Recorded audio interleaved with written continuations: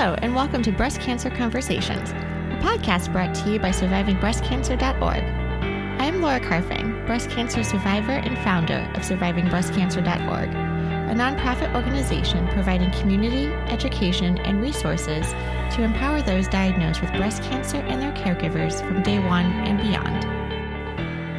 Hello, my friends, and welcome to another episode of Breast Cancer Conversations. I am so glad you are here today because I get the honor of interviewing Lauren LoPriore. Lauren is a mother of two, wife, and breast cancer survivor. As a full-time mom, she manages Liv and Let in the Giv Shoppe. Today we talk about her diagnosis and we dive into the deep and personal conversations around pregnancy after being diagnosed with breast cancer. I truly appreciate Lauren being so vulnerable and sharing her personal experience because I know so many of us out there in the world of breast cancer have these burning questions about, oh my gosh, I have breast cancer, but I want to start a family. How do I do this? What options do I have? And is this even possible? Today, we give hope to all of those questions and concerns. Lauren, thank you for being here. Welcome to the conversation. Lauren, welcome to Breast Cancer Conversations, a podcast where we talk about all things breast cancer. And as my listeners know, I keep things incredibly conversational. I did not send you questions in advance, and that is definitely intentional as well, because we just like to talk about our experience being diagnosed with breast cancer, regardless of stage and subtype. We're really just a community to provide education, community, and resources for those who are unfortunately going through this diagnosis. And so despite the breast cancer circumstances, it's really nice to have you on the podcast and to meet you. So thanks for taking some time today to share. Hi, Laura. Well, thank you so much for having me today. I'm so grateful to be here, and I look forward to having a great conversation with you today. Yeah. And have we crossed paths before with April Stearns and Wildfire, or I don't know. I just feel like your name keeps popping up in breast cancer entrepreneurial circles of women, these amazing women that are just in our tribe. Yeah, most likely. I do think, through April's kind of group of entrepreneurs, we probably have crossed paths. I do believe we got to meet very quickly at the Young Survivor Coalition That's great. Last year. So, but yeah, there's always different avenues of meeting new folks. And so, but yes, I do think kind of an initial meeting could have been, through a connection with April. Yes. Yeah, absolutely. Are you going to the Young Survival Coalition conference again this year? I think it's in Vegas. It is in Vegas. Yeah, I will unfortunately not be there this year, but hopefully in the next year or so, I'll be able to get back there. Yeah, no, I agree. We're not going either. I got to pick my conferences strategically, right? And so it's where the resources, how much time do I want to take off from the day job and travel? But there's such a great energy when we can meet our fellow sisters in person, because I think even since COVID, just being able to meet virtually, and then we're like, oh my gosh, I feel like I know you because we've experienced all of this together over the last couple of years to hug in person and have that tangible experience with people. So no, absolutely. That's great. And where are you calling in from today? I am calling in from just north of Chicago, in a town called Wilmette. So yeah, just about 20 minutes north of Chicago. Mm-hmm. Well, let's dive right in. If you would like to maybe introduce yourself and a little bit about your experience with breast cancer when you were diagnosed, how you found out that you had breast cancer, and the type of characteristics your cancer had, if it was ER positive, triple negative, lobular, etc. Sure, absolutely.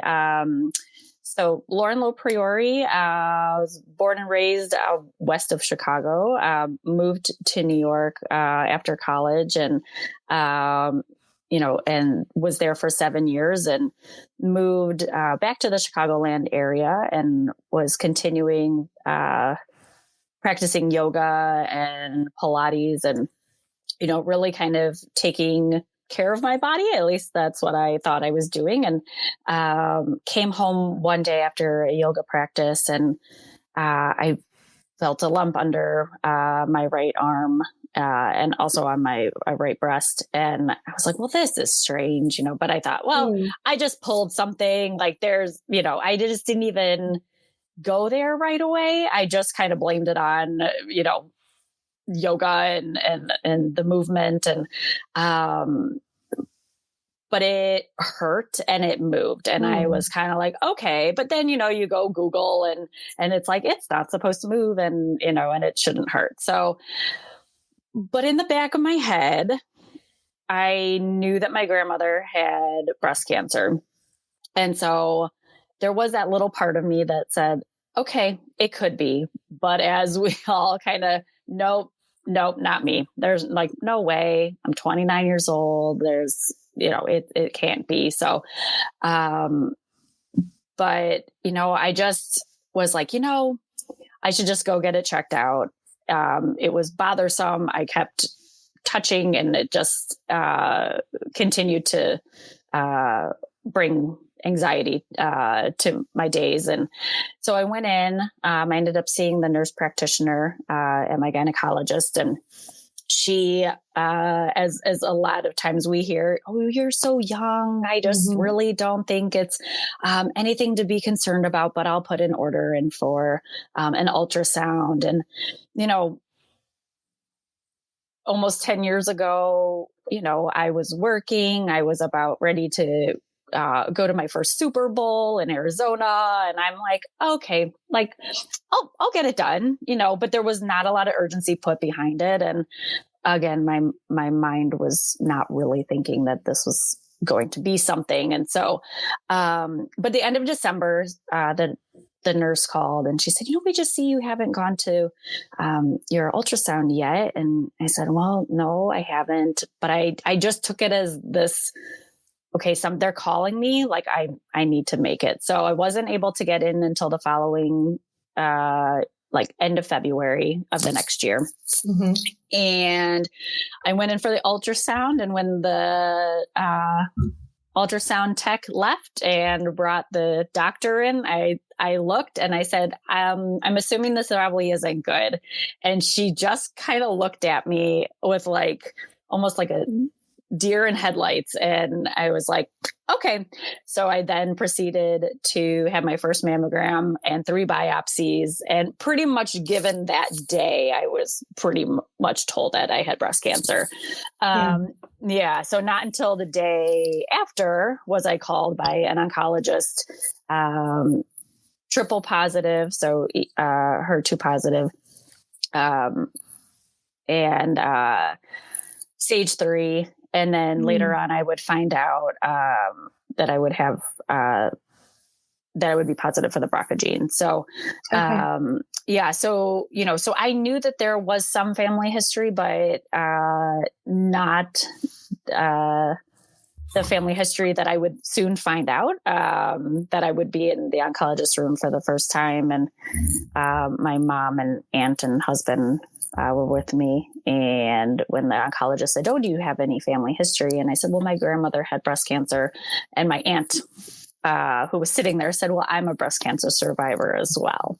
Oh, wow. And so that was a pure like shock of like, oh, okay, well, that was news to me. And so, kind of from there, it was really important for me to then kind of dive in and understand a little bit more about my family history. So, yeah.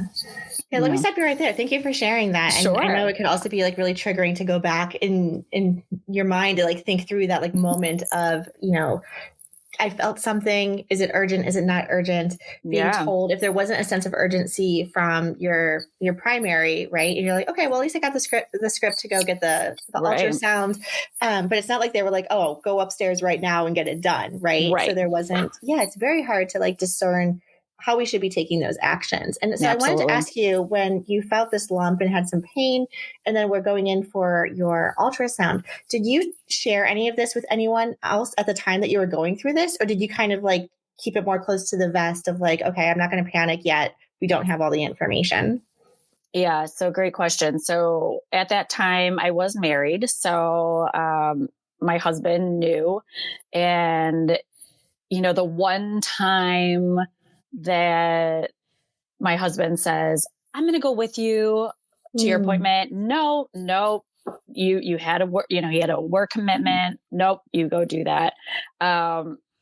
I wanted him to be there with me so badly. And he quickly came after, I called. But yeah, so other than my husband, my parents knew, my sister knew, but I didn't really announce it too much to anybody.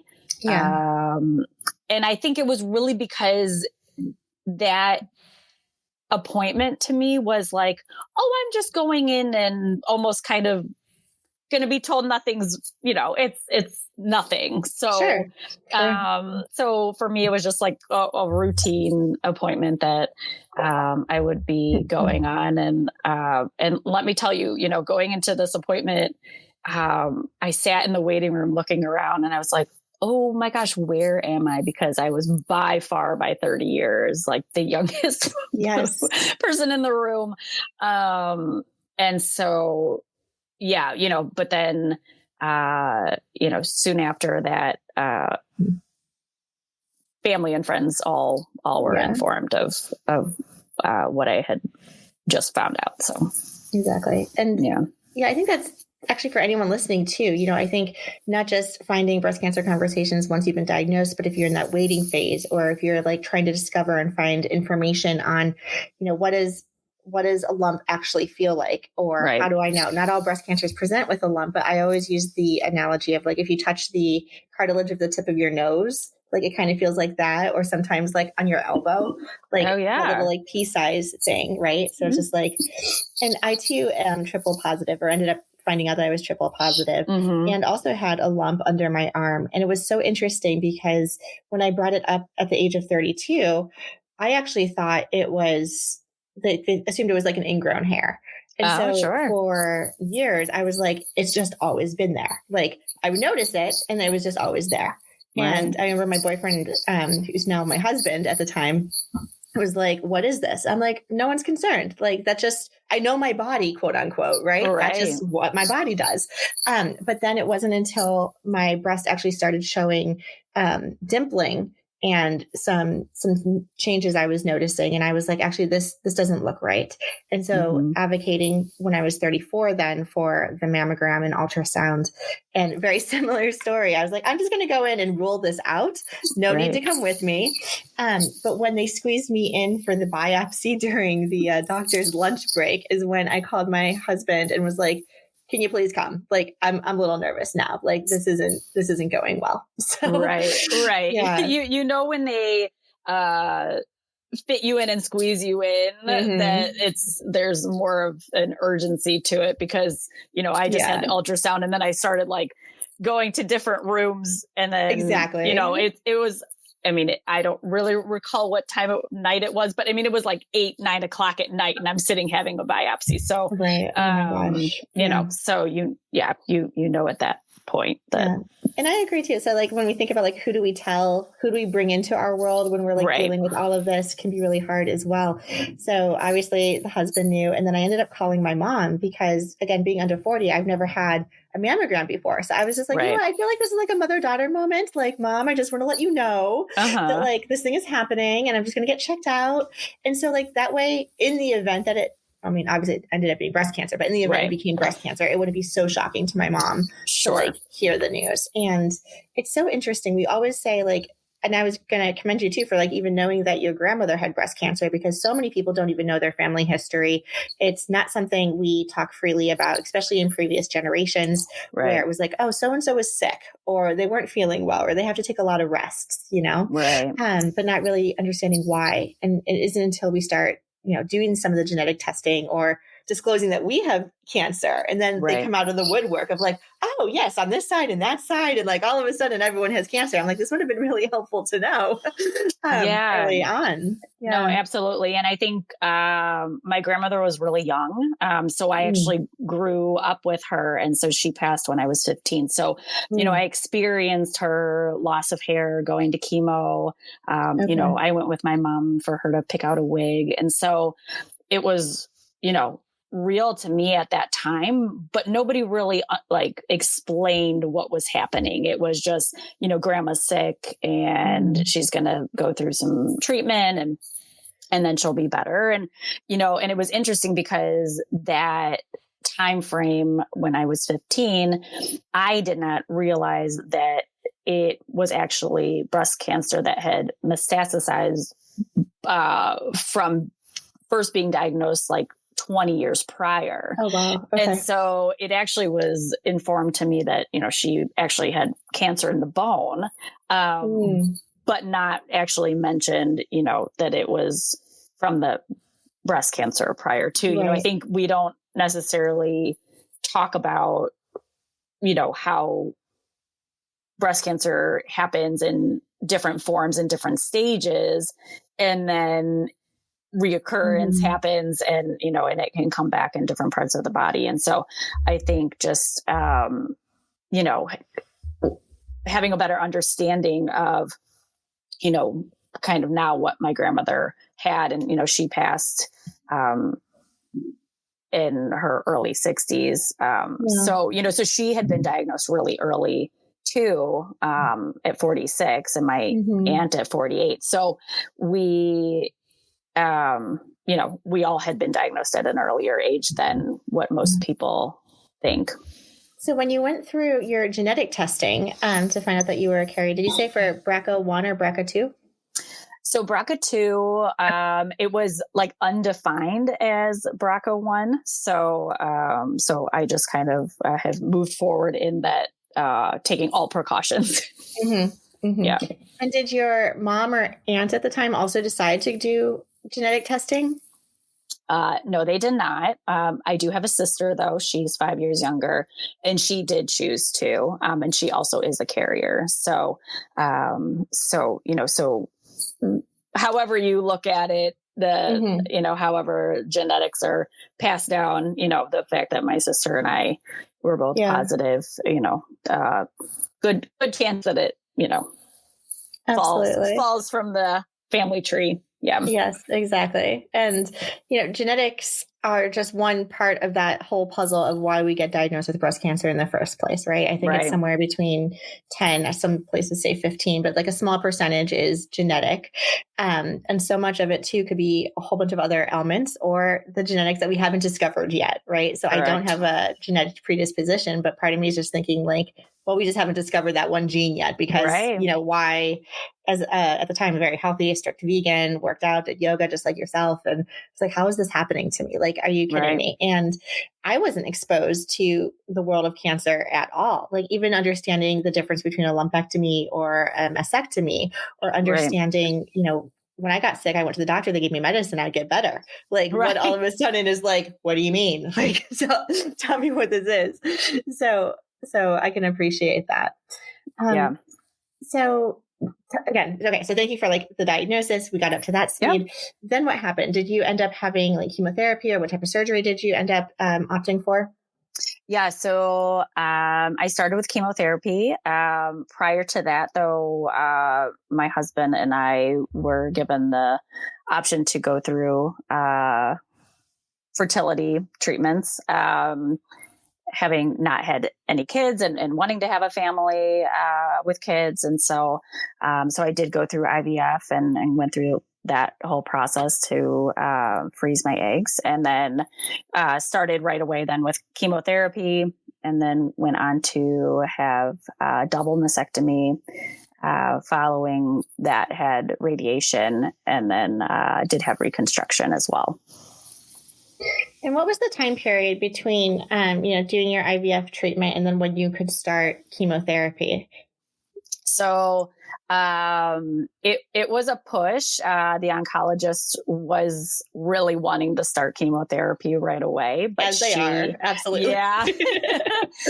But she allowed for me to start the IVF pretty much like that next week after kind of getting all of my treatment regimen. And so, being diagnosed on February 20th, I did IVF up until I think like the middle of March. And then like that last week of March, I started chemotherapy. So it was like a very quick, like turnaround of starting everything. Yeah.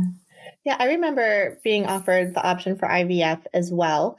And I remember turning to my now husband at the time, because he was with me at these appointments, and was like, "Are you cool without kids?" He's like, "Yep, I'm cool without kids." I was like, "Great. Well, I guess we'll start chemotherapy." And to that point, like, they wanted to get us in so quickly, right? It's like you get diagnosed, you're triple positive, or if you're HER2 positive, normally you start with chemotherapy first. Right. They want to do a port placement, or just, get you on track as quick as possible. And so to have that pause, and I think we just did it so nonchalantly. Like, we now have a dog, and we're like dog family planning, but like, that's Wonderful. really the extent of it. But I'm curious, like, when you and your husband are deciding this, if you wouldn't mind sharing for our listeners and my own curiosity, like, yes, you want to be a mom, you want to family plan. Were you concerned at all about like the estrogen, or were you concerned at all about delaying chemotherapy, knowing that you did have cancer growing in your body? Like, how did that kind of weigh all of these decisions? And I know that's a really tough question, but like, how do we grapple with that? And there's no right answer for anyone listening and like exploring. Cause like, I was like, nope, not doing it. You're like, yep, totally doing it. So like, I think it's really good to share all sides of this. Yeah, no, absolutely. I mean, the truth is I was terrified. I mean, there was no sugarcoating any of this. I mean, I think I cried through the entire process of making this decision. They had to sit with a therapist, and really she went through, the ups and downs and all around, risks and pros and cons. And, I think a lot of it was, I almost kind of went down a road that was, I knew I had breast cancer. I knew it was estrogen positive, but I didn't really focus on the estrogen part of it. It was me like so heartbroken that I like would not be able to conceive naturally. And I was kind of like, I'm going to do anything that I can to do it. And, but honestly, the truth is, like, having to inject the shots and, and inject more estrogen and all that. It kind of crazy enough, I didn't get that time. I didn't really think about it. I think it was like, again, my mind went more to like, I want to be a mom so badly. Like, what can I do to do this? And then also knowing a little bit that like, okay, well, if I do this now and the chemo's coming right away, like then any other estrogen, like it'll go away. But like, your mind just is like in so many different places, and you're thinking about all these things that are coming up that, was I truly thinking fully clearly? I don't know. But, I obviously had my husband supporting me in all the decisions we were making. But, I don't know whether or not I would have said no. So I think it was just kind of whatever I had to do. And, but I was scared. I mean, from the get-go. So, and so, but I will say that, there was a day of conversation where the oncologist was just like, I just really don't know. I don't know if I really want you to go through the IVF before. Like, it was just, stage 3. And so she just was really not sure. But I didn't really force it either. She just kind of eventually came back to me and said, if you want to, I'm okay with the timing. So, and but it's your choice at the end, right? Like, you need to live with that decision, and just not closing doors and having the options available to you, I think is wonderful. And if that's mentally helpful for us to get to this next phase, then we know that we're doing everything that we can, and then there's no regrets, right? As long as you can wake up the next morning and be like comfortable with those decisions, and those are the right decisions. Yeah, no, absolutely. And like you said before, there's no right or wrong. At the end, it's what you're comfortable and in that moment, making that decision with, with a significant other or not, with, a friend or family member who's there to support you. And, you kind of go forward with what is best for you. Absolutely. Yeah. And so fast forward, you are a mom. I am a mom, yes. Of one daughter, if I recall, or how many? So I have a daughter. I also have a 10-month-old little boy. Oh, congratulations. Yeah, thank you. But I am a mom and I'm grateful for it every day, but it didn't come without a lot of hurdles. So absolutely. So if you don't mind me also inquiring, so fast forward past cancer, when did you start to decide that you wanted to conceive and move forward with family planning? And then also, I don't know if this, again, because of your desire to be a mom and all of these things, did the idea of being a BRCA carrier play a role in kind of that heaviness of passing on potentially a genetic mutation? Yes. So from the genetic mutation aspect, yes, it was concerning, but it also kind of I was kind of at peace with it, only because I had been through it. And if for some reason my child was BRCA positive, I was going to be the one that openly communicated about my story and what I went through and what we can do to detect early and prevent. And so, by no means was I wanting to have a child with BRCA to, to do that with, but if that's what happened, I was ready to have that conversation and to mentally help them through it. But in regards to having them, so I was on tamoxifen after going through all of my treatment, and being on tamoxifen is, not something that you want to be on in terms of getting pregnant. I was in conversations with my oncologist about what it would look like to get off of it for some time. Every patient survivor's experience is going to be different in their comfort level of getting off the medication, not, and how long. I had already gone through my treatment. I already,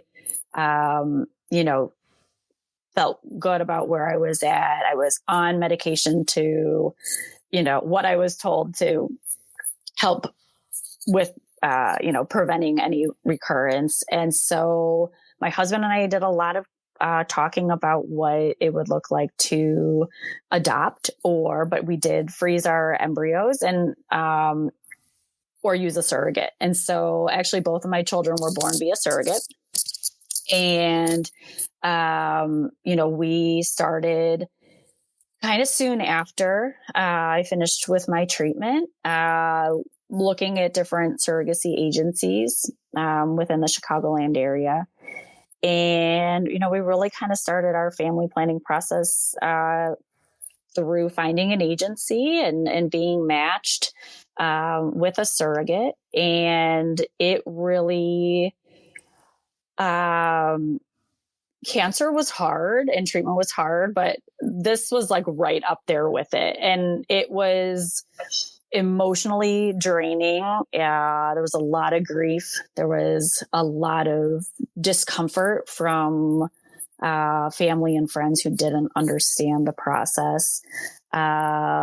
We had miscarriages, we had failed transfers. But that was how we chose and how we wanted to have our children. We wanted to be able to have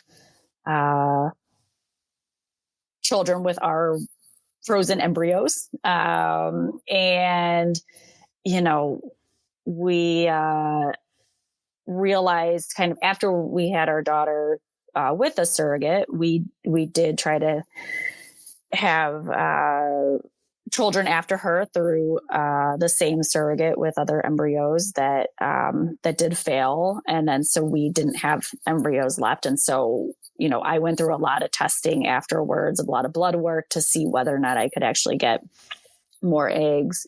What would it look like at that time after being on the tamoxifen for, 4 years, which, brought a little more comfort. What would that look like if I did carry? And, again, every body is going to be different in how it is impacted by the treatment that it's been under. But for me, I was told there was no way I would ever be able to get any eggs. My ovaries were pretty much completely damaged by the chemotherapy. And then also as far as even just carrying, my uterine lining, would never kind of be in a safe place for, carrying a and baby. that's partially due because of the tamoxifen. So really, altogether the chemotherapy. Chemo. Okay. Yeah. And so, and I knew that kind of going into having chemotherapy that, that could be what it looked like down the road. So we actually then, this is not shared too much, but we did actually, work with an egg donor. And so, we created embryos with, my husband and, and this, egg donor and, created embryos and worked with a different surrogate. So, it's been a wild ride, but I have 2 beautiful kids. And if, I look at it, if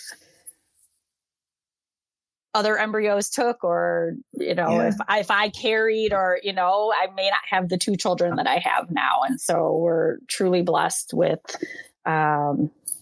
their names are Matilda and Milo, and they're just the best kids a mom could have. And, and we kind of joke about like, okay, we're going to do this again. And I'm like, no, I'm done with this process. But, but we will always be open with them. And, they're small enough where we haven't had that conversation yet, but they will always know about, how they were brought into our family. And, I will say that for me, it's been a process of overcoming the egg donor and it not, being mine, but I have to remind myself that I am their mom. And, but it is something that, the breast cancer, it takes and it gives, and it just, it's, I think we look at it as, you go through treatment and, that's it. And there's just, there's just so much more to it. And we chose to have kids. And so we were ready to go through what we went through. Obviously that's not, for everyone, and that's okay too. Yeah. So, but we were mentally prepared for it, knowing, that if we wanted this next step in our lives, that's, what we were going to encounter. Yeah. But Lauren, thank you so much for sharing that honestly, like beautiful story, right? Of Thank you. How breast cancer takes away so much from us, and it can ebb and flow and when it's hitting us in terms of the grief that you were mentioning as well. And you're mentioning also with your breast surgery, and we didn't really talk about breastfeeding, but again, just the options of things that we aren't able to do that we might not necessarily think of in the moment when we're confronted with the words, you have cancer, but then how it manifests itself throughout one's life. And so I just think it's so beautiful that, despite all of these circumstances, you in your heart knew that you wanted to be a mom, and you were able to find these amazing opportunities in order to, have your family with your husband. And I'm so excited to hear about Matilda and Milo. That's just so beautiful. And I really appreciate you just being so vulnerable and opening up to our listeners, because we don't talk a lot about some of these more sensitive topics. And so I know that you're doing a tremendous service to our listeners and any woman out there who's, newly diagnosed and considering, should we freeze our eggs? Should I not? What about the fertility treatments? Is it even possible to have children? And what options are out there? So I really value that. No, absolutely. Thank you. So your life continues to be amazing. So not only are you a mom, you have started your own organization, Liv and Let. Is that correct? Yes, that's correct. Excellent. And so tell me a little bit, and you just recently launched, because I'm on your mailing list, you recently launched your library resources. So tell me how then you transitioned from taking this cancer experience to actually giving back to the community and starting your own business.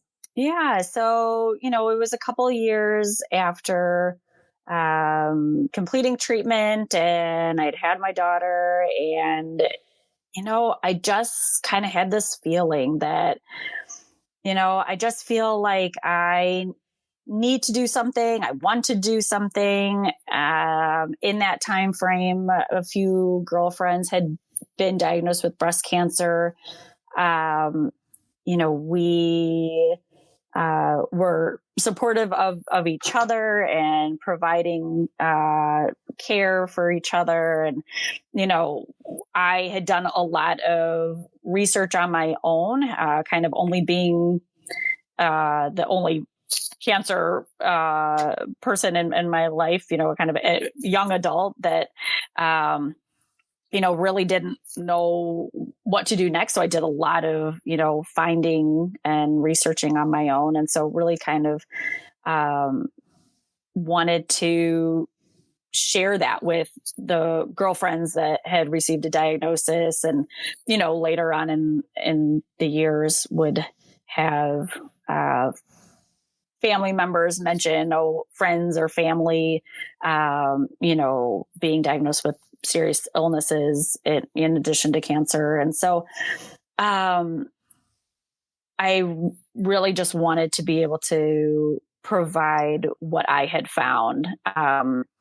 And also, it was really kind of like 2 years after, it was kind of at that time, I finally decided to seek out therapy. And I really just kind of, from that, started writing too. And so kind of a combination of like wanting to share these resources with those who would unfortunately, receive a diagnosis, but also, writing to share my story. And, everyone heals and everyone feels differently with their diagnosis. But for me, I wanted to talk about it, and I wanted to share what I had gone through and what I had learned. And so it really kind of became a blog at the beginning, and, shared kind of from the beginning, everything that, I had experienced and went through. And, then it really just kind of became a place where I could put those resources and create a community calendar of events and programs that were going on through organizations that I was starting to find. I didn't feel like I knew of organizations at the time in 2015, with community support, and, but like, why shouldn't anybody else, so I wanted to be able to provide like that space, that one space where, somebody could go and say, I need some financial assistance, or I'm looking for a community, and, I don't really know where to go. And so, so I started, Liv and Let's resource library, and really kind of putting all of the organizations from, supporting patient experience to providing art therapy programs to mindfulness and yoga to, in-person to virtual, and wanting to make sure that people had access to that. And, over the years have read books and listened to podcasts, and, everyone kind of learns and feels and educates themselves in a different way. So I wanted to be able to provide, various resources, kind of all in one space. That's amazing. You've like simplified the Google search for anyone who's been diagnosed. That's my goal. Yes. So that people aren't going down the Google rabbit hole. Yeah, exactly. So it's a wealth of information. And again, the way that you have it organized on your resource library, whether it's for financial assistance, for young adults, for, if you're a mom dealing with how do you tell your kids, et cetera, a lot of resources there. So we will definitely link to that in our show notes so our listeners can go find your website. And then in addition, you've also done what is it called? The Giv Shoppe, GIV? Yeah. So that kind of started, it's become Liv and Let's sister company. And that really started with me curating care crates for friends and family, and kind of via word of mouth, people reaching out, and wanted to be a resource for those who really just didn't know how to support their loved one, or for themselves didn't really know kind of what to do next in regards to, I'm going in to have surgery. Like, what are things that would be beneficial or provide comfort? I mean, I remember after having surgery, the doctors saying, "Oh, go buy this garment that you have to put over your head that you can't even put your arms through." And so it was kind of like, I started finding these businesses that survivors had started. And I thought, well, what a better way to bring all of these businesses into one place to provide survivors and caregivers, a space where they can get the essentials for their treatment. And, kind of, I can't tell you how many like fuzzy socks I got in the mail. I'm like, okay, if someone sends me one more pair of fuzzy socks. I know. And I hear you. And I've been brought up as like, it's the thought that counts, but some of, the things you're like, okay, well, I appreciate it, but we're just going to put it to the side. But I received a really wonderful care package from my aunt, and it was this blanket that had pockets in it, and two kind of like beanbag pillows that, I still have to this day. I still snuggle in my blanket. And it was just one of those where, for me, it brought me comfort, and it brought me just, that I was being thought of. And not to say that these other gifts weren't, because they were, I very much felt thought of, but it was that one particular package that just really brought the shop to life in terms of what I wanted to do in creating these care packages and really making it this luxe experience of, opening it up.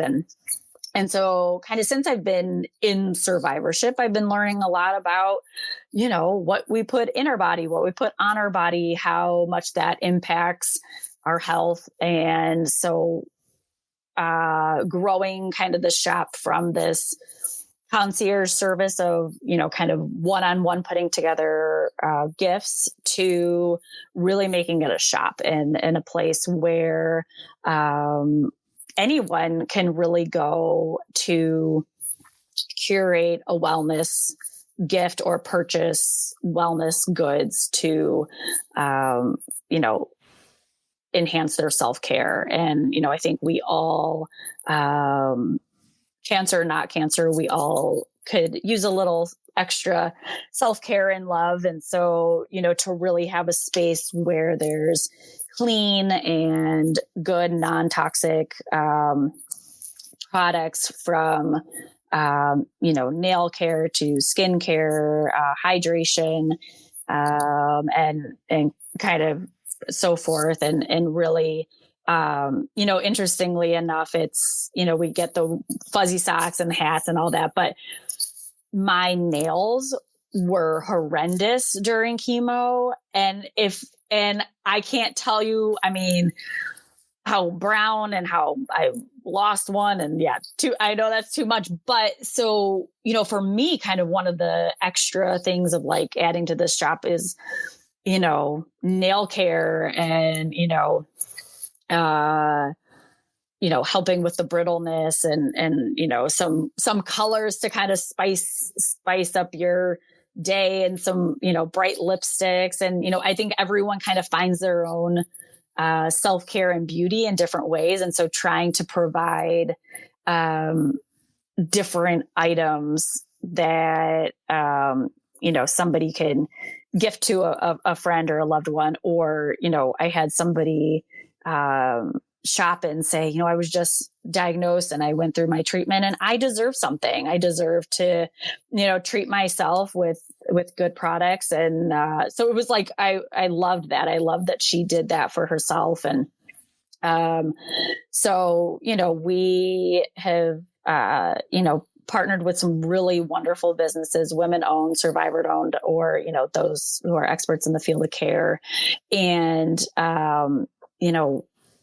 things that you put in your body, from like hydration powders and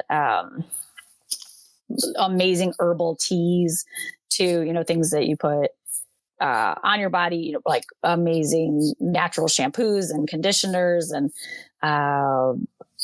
lots of skincare. But then also, first and foremost of like how and why we got started, pre-made and bundled care for chemotherapy, for breast surgery, for radiation, and really, providing something that can bring a smile or really say like, I'm thinking of you. Absolutely. Beautiful. Yeah. And so what is your website officially so people can find all of these great products? Sure. So it's givshoppe.com. So GIV, there's no E, SHOPPE.com. Excellent.